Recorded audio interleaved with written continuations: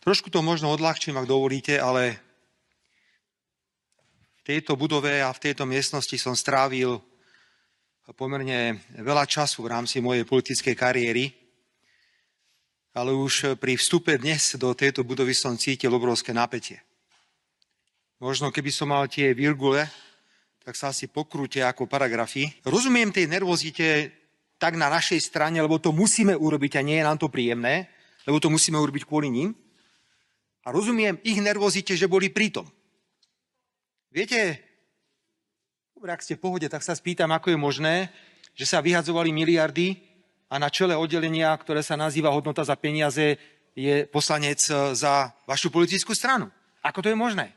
Ako je možné, že nikto na ministerstve financií nehovoril o vyhadzovaných miliardách eur?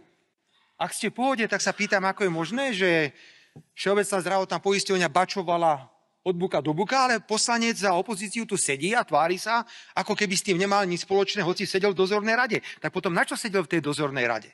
Prosím, hovorte to tej verejnosti, vy si nenechajte nalepiť na hlavu nejakú nálepku, že my sme snáď teraz tí zbojníci, ktorí musíme urobiť najhoršie veci na svete, pretože konsolidácia je nevyhnutná. Áno, konsolidácia je nevyhnutná kvôli ním, lebo rozdrbali miliardy eur. To je celý problém, ktorý treba opakovať. A my to urobíme. A urobíme to s plnou zodpovednosťou bez toho, aby sme sa za to niekde mali hanbiť. K tým návrhom.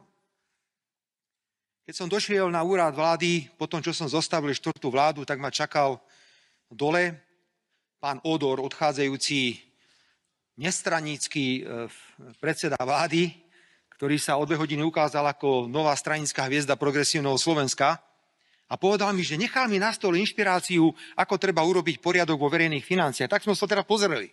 7 miliard škrtov. To by znamenalo totálnu devastáciu sociálneho štátu, akýchkoľvek benefitov, ktoré dnes štandardne poskytujeme obyvateľom Slovenskej republiky. Ale viete, to oni môžu všetko. Oni môžu povedať, že DPH 25% bez akýchkoľvek výnimiek. Veď sme sa s tým pohrali ešte raz.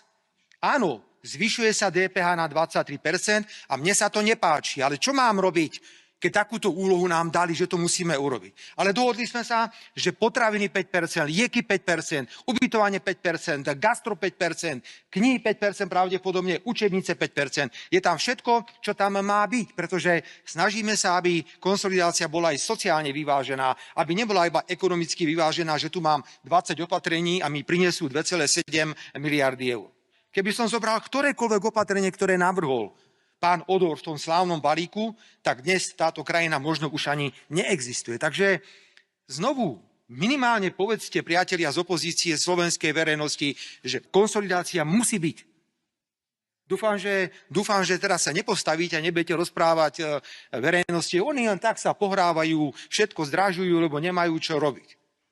Slovenská verejnosť je dostatočne vyspelá, aby vedela, čo sa tu dialo v rokoch 2020 až 2023. A ja verím, že tak, ako to slúbil predseda NKÚ, že nám v krátkom čase predloží podrobnú analýzu tých tzv. Momiek, tak to teda bola iná habaďúra, ak si zoberieme, že 30 000 eur na mesiac. Nebolo tam treba mať kvalifikovaný zdravotnícky personál. A porovnáte to s nejakou ambulanciou, kde musíte mať lekára, zdravotnú sestru, preto tá ambulancia dostáva polovičku peňazí v porovnaní s tými momkami. Treba sa pozrieť na prepojenia rodinné, priateľské. Kto to bol ten, čo mal 300 alebo 200 momiek? Komu patrili? Kto za ním stál? Ako to celé bolo? Rovnako si myslím, že bude treba sa pozrieť na nákup vakcín, nákup zdravotníckych zariadení. To nemôže skončiť tak, dámy a páni, že my preukážeme na veľmi jasné prepojenie jedného z predsedov opozičných politických strán na trnavskú firmu, ktorá vo veľkom nakupovala zdravotnícke pomôcky pre tento štát a to jednoducho ako keby neexistovalo, ako keby to nebolo.